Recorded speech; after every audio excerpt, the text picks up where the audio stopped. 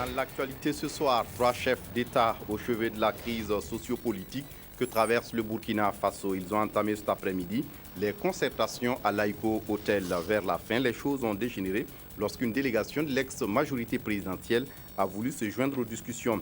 Et puis pour la Ligue des électeurs et électrices du Burkina, il faut une transition bien menée et mûrie dans le temps. La Ligue et ses alliés qui demandent par ailleurs la dissolution du CEFOP, conséquence de la dissolution de l'Assemblée nationale.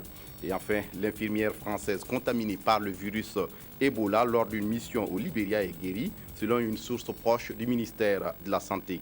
La jeune femme a quitté l'hôpital Béguine de Saint-Mandé après avoir été soignée avec des traitements expérimentaux. Mesdames, Messieurs, bonsoir et merci de nous suivre. Balai d'avion présidentiel à l'aéroport international de Ouagadougou. À l'origine de ce mouvement inhabituel, la crise socio-politique que traverse le Burkina Faso. 3 chefs d'État de la CEDEAO sont arrivés à Ouagadougou en mi-matinée. John Dramani Mahama du Ghana, Goodluck Jonathan du Nigeria et Macky Sall du Sénégal. Aucune déclaration n'a été faite à l'aéroport et voici le film des arrivées avec Jérémy Siekoulibaly. C'est un prélude au sommet extraordinaire de la CEDEAO sur le Burkina, prévu pour se tenir demain à Accra, que les chefs d'État de la communauté ont effectué le déplacement de Ouagadougou. La Pointe Sarène, l'avion présidentiel du Sénégal, est le premier à s'immobiliser sur le tarmac de l'aéroport international de Ouagadougou. Le président Macky Sall est alors accueilli à sa descente d'avion par le lieutenant-colonel Yacouba Isaac Zida, accompagné de l'équipe de la Troïka internationale de médiation ONU-Union africaine CEDEAO.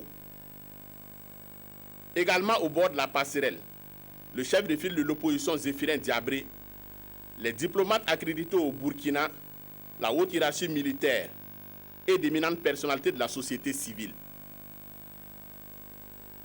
Un quart d'heure plus tard, le même scénario se répète. Cette fois avec le président Jonathan Ebele Goodluck du Nigeria, arrivé dans un avion de l'armée de l'air nigérian. Le troisième et dernier chef d'État à fouler le sol burkinabé au cours de cette matinée est le président John Dramani Mahama du Ghana. Avec le président en exercice de la communauté des États de l'Afrique de l'Ouest, l'accueil est le même. Il s'effectue dans la sobriété, sans trompette ni fanfare. Le chef de l'État a un bref entretien avec ses homologues de la CEDEAO dans le salon présidentiel. Rien ne filtre sur ces échanges entre le lieutenant-colonel Yacouba Isaac Zida et les présidents sénégalais, nigérians et ghanéens. Direction ensuite l'hôtel Laïko à Ouaga 2000, où les chefs d'État vont rencontrer les différents protagonistes de la crise sociopolitique. La finalité étant de trouver un modus vivendi sur la transition politique au Burkina, à la satisfaction des Burkinabés et de la communauté internationale. Voilà, justement, cet après-midi, donc, les concertations avec les différentes entités du pays ont débuté sous l'égide de ces 3 chefs d'État. Ils ont d'abord rencontré séparément les différentes entités avant de les réunir pour une plénière, et c'est là que les choses ont dégénéré lorsqu'une délégation de l'ex-majorité présidentielle a voulu se joindre aux discussions. Ernest Kambiré, notre reporter sur place, reviendra avec des images et commentaires dans nos prochaines éditions. Le chef de l'État de la transition poursuit ses consultations avec les forces vives. Le lieutenant-colonel Yacouba Isaac Zida a rencontré hier les hommes d'affaires et les acteurs de la société civile. À tous, Yacouba Isaac Zida a réaffirmé son engagement pour une transition dans un cadre constitutionnel et consensuel. Le point avec Abdelaziz Yadibou. La machine de l'économie burkinabé, relancée après les récents événements, doit continuer de tourner à plein temps et dans un climat favorable. Au patronat et aux opérateurs économiques du pays, le chef actuel de la transition et ses collaborateurs promettent prendre les mesures sécuritaires nécessaires. Pour ce qui concerne les dégâts matériels, nous avons souhaité, comme il y a eu des cas précédents, que la Chambre de commerce soit associée à une enquête qui serait diligentée avec les forces de gendarmerie et de police pour l'évaluer et que nous soumettrons donc à travers un rapport au niveau des responsables de la transition. C'est ainsi qu'on pourra savoir les gens qui ont été touchés, que ce soit le secteur informel, les grandes entreprises, les PME, les toutes petites entreprises, les commerçants, même les étals. Et je crois que c'est ce que nous allons essayer de faire parce qu'il est évident que cela est important pour la relance de notre économie. Et si ces activités ne sont pas accompagnées pour leur reprise, c'est des suppressions d'emplois directs et indirects. Les organisations de la société civile, dont les centrales syndicales, ont pris congé du lieutenant-colonel Isaac Yacouba Zida avec l'espoir que l'organe de transition qui sera mis en place va être conduit par une personnalité consensuelle désignée par les forces vives de la nation. Mais cette conviction ne change en rien le programme d'activité établi par les organisations syndicales. Et nous sommes satisfaits de la façon dont la rencontre s'est terminée. Parce que par rapport à la transition, nous estimons qu'il n'a pas passé par 1000 chemins pour dire qu'en fait, ça se fera très incessamment et pourquoi pas dans 2 semaines, si tous les acteurs effectivement avaient la même façon de voir les choses et allaient rapidement comme nous. Donc nous pensons que dans les 2 semaines qui suivent, la transition sera mise en place. Notre plateforme est maintenue jusqu'au jour où on va nous appeler pour nous donner peut-être des explications. À partir de là, qu'on peut lever ça même la veille de la grève. Sinon, la grève du 11 est maintenue pour nous. Au préalable, c'est à la source de la hiérarchie militaire que le chef actuel de la transition a puisé des suggestions et propositions à même d'accélérer le processus de reconstruction de la paix au Faso. Et puis, pour la Ligue des électeurs et électrices du Burkina, il faut une transition bien menée et mûrie dans le temps. Face aux journalistes, la Ligue a exprimé ses positions. La Ligue et ses alliés qui demandent par ailleurs la dissolution du CEFOP, conséquence de la dissolution de l'Assemblée nationale. Draman Guéné. Bien que n'ayant pas encore de feuille de route à proposer pour une transition apaisée au Burkina Faso, la Ligue des électeurs et électrices, épaulée de 4 autres organisations de la société civile, appelle à la patience. Elle attire l'attention de l'opinion nationale et internationale sur les risques d'une course effrénée à une transition civile. Il faut une transition correcte, non précipitée.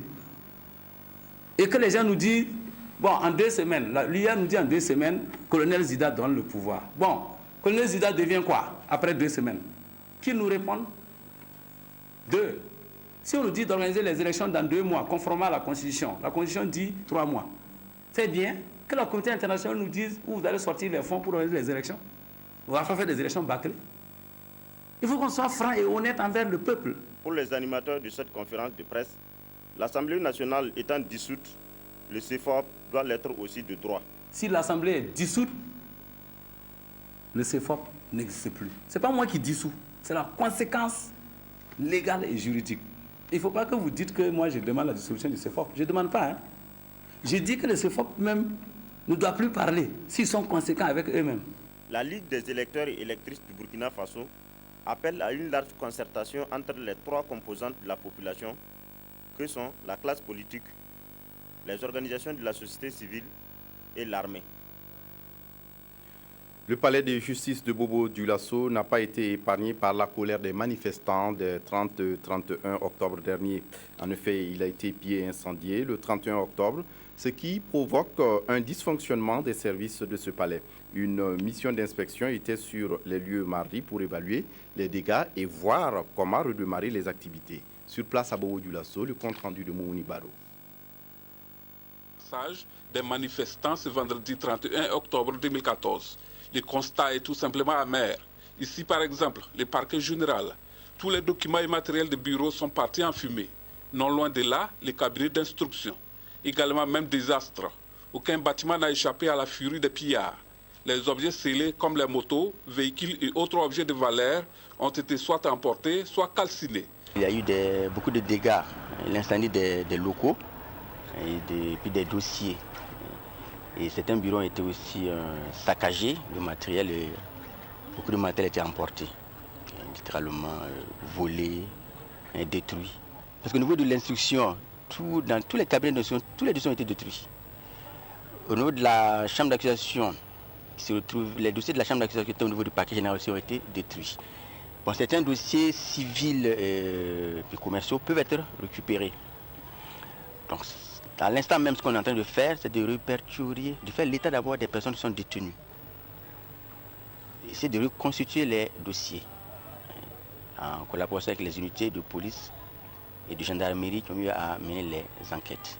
Dans l'immédiat, impossible de travailler dans ces conditions, mais les perspectives de poursuivre l'activité judiciaire sont tout de même envisagées. Nous avons fait le constat et c'est vraiment la désolation. Aucun bâtiment n'a été épargné et tout a été saccagé, brûlé, volé. C'est incroyable. Si bien que dans l'immédiat, on ne peut même pas parler de poursuite des activités. Donc avec les collègues, nous avons, depuis ce matin, nous étions en train d'envisager les perspectives, d'abord délocaliser, puisqu'on ne peut plus travailler au niveau du palais. Nous sommes en train de voir. De ce pas, j'irai voir le gouverneur pour qu'ensemble on voit comment on peut délocaliser, comment on va prendre des textes justement pour cette délocalisation, comment réconforter nos collègues, comment leur donner les moyens de travailler, puisqu'il n'y a plus d'ordinateur, il n'y a pas d'électricité, il n'y a pas de dossier. Enfin, il faut tout reprendre. L'usager de la justice devrait encore patienter pour avoir satisfaction et comme le montre cette scène de désolation, reconstituer certains dossiers sera chose difficile. Après une semaine d'arrêt de cours, les cours ont repris à Bobo-Dioulasso ce lundi, comme partout ailleurs au Burkina. Les établissements ont rouvert et élèves et professeurs ont regagné les classes. L'ambiance de la reprise avec Karim Sissé. La cour du lycée Wenzen Koulibaly, vidée de son contenu, en cette matinée du mardi 4 novembre 2014. Pas d'inquiétude surtout, les élèves ont regagné les classes après une semaine d'interruption due à la situation sociopolitique nationale. Une situation qui avait beaucoup inquiété les élèves ici à Bobo-Dioulasso. Nous étions en train de créer une année blanche vu l'ampleur du mouvement qui s'était déroulé ici au pays dans les une semaine là. Bon, nous avons vraiment eu peur de cette situation, mais Dieu merci, comme tout s'est passé dans de bonnes conditions et le plus vite possible. Mais aujourd'hui, tout a repris de plus belle dans les établissements de la ville de Sia. Bon, ça ne nous fait pas plaisir de rester à la maison, mais comme nous étions restés à la maison pour une cause populaire, mais nous étions contents de la reprise des cours et nous sommes toujours contents et nous plaidons maintenant que tout se passe bien et que les cours continuent comme il se doit. La reprise s'est faite sans problème. Au niveau des professeurs, l'enseignement se fait convenablement. Au niveau des élèves, ils ont rejoint les classes sans problème. Et actuellement même, il y a certaines classes qui sont en devoir. Et hier également, les classes qui ont eu des devoirs. Ce matin également, il y a des classes qui sont en devoir. Dans les classes, quelques professeurs discutent des sujets de l'actualité. C'est normal qu'avec les événements, en tant que professeur d'histoire-géographie, c'est normal que les enfants cherchent à comprendre ce qui ne va pas. Voilà, donc parfois on échange un peu pour qu'on puisse également leur expliquer concrètement ce qui se passe. Mais je crois qu'après les cours reprennent, il n'y a aucun problème, il n'y a pas de perturbation en tout cas. Partout où nous sommes passés, les élèves ont repris les cours. Ils souhaitent de tout cœur que l'année scolaire puisse se dérouler normalement. Même élan de reprise, Karim Sissé, dans les activités économiques à Bobo-Dioulasso. Karim Sissé a fait le tour de la ville sans constat. Pour le mieux à Bobo-Dioulasso, au lendemain des manifestations qui ont conduit au départ du président Blaise Compaoré. Ici au Grand Marché par exemple, le parking ne désemplit pas, preuve que les commerçants ont repris leurs activités économiques. Aujourd'hui, nous constatons que les populations commencent à sortir. Oui, même au niveau des institutions financières, tout est ouvert, les gens commencent à venir. Au sein du Grand Marché, effectivement, les gens arrivent à venir faire des achats et autres. Donc nous pensons que la tranquillité est là, les gens commencent à prendre confiance, c'est pour le bonheur de tous. Si les boutiques sont ouvertes, l'heure n'est pas actuellement aux bonnes affaires pour beaucoup de commerçants. Après la marche, le marché, ça ne va pas, ça ne va pas. Il n'y a pas marché. Les gens ne viennent pas, les gens ne sortent pas, il n'y a pas marché. On ne sait pas comment nous allons revenir après, on ne sait pas. Le pays est sur le qui-vive, on ne sait pas. Ça ne va pas. Vraiment, ça ne va pas. Réellement, il faut qu'on trouve une solution, ça va même pas. Bobo a été délaissé à longtemps. Si ça, là, ça vient ajouter encore, on est foutu. Voilà. On risque de partir et on va trouver que madame a fui. laisser la main. Si ça ne va pas, il va se chercher. Au deuxième jour de la reprise des activités, les affaires se passent bien pour d'autres commerçants.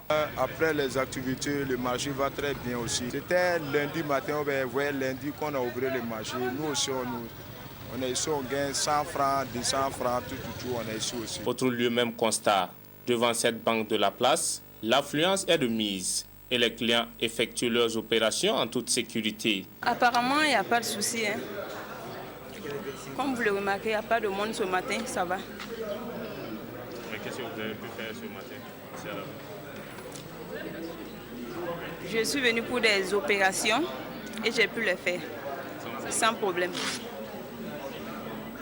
Vous réjouissez de la situation actuelle? Oui, ça va, pas de souci, ça va. Bobo Dioulasso retrouve de plus en plus son lustre d'antan, même si certaines boutiques restent toujours fermées. Elle, par contre, semble ne pas avoir subi les effets de la manifestation. Elles, ce sont les femmes de Moctedo qui occupent les abords de la voie de la nationale qui traverse leur localité et qui se frottent les mains à chaque fois que les véhicules passagers font une escale. Divers produits alimentaires sont proposés à la clientèle. Le constat de Théophile Zango. Subvenir aux besoins de leur famille, tel est le credo de ces femmes et de ces filles qui s'adonnent à la commercialisation des légumes, des fruits, des tubercules et des boissons de tout genre. Route nationale numéro 4, ici, nous sommes à Moctedo, localité située à 25 km de Zorgo. J'aide avec ma famille avec ça aussi. Je me déplace, je pars voir mes parents. Et bon, c'est beaucoup, mais dans difficulté là, deux fois, on peut payer et puis ne pas avoir l'argent même là-dessus.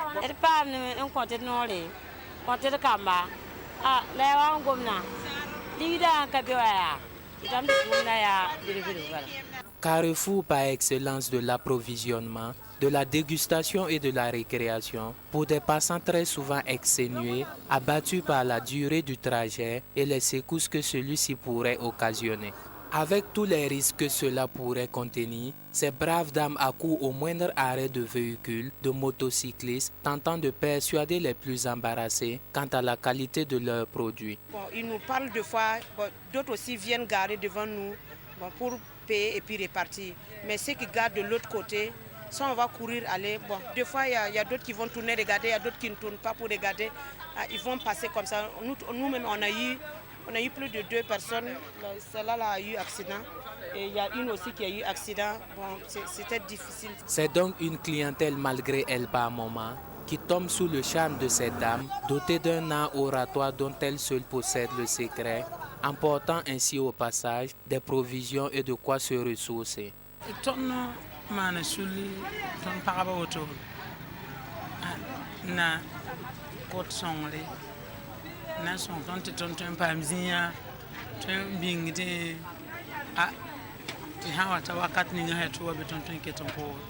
Ces femmes et ces filles du secteur informel de Moctedo ne demandent qu'une chose, faciliter leur accès au microcrédit.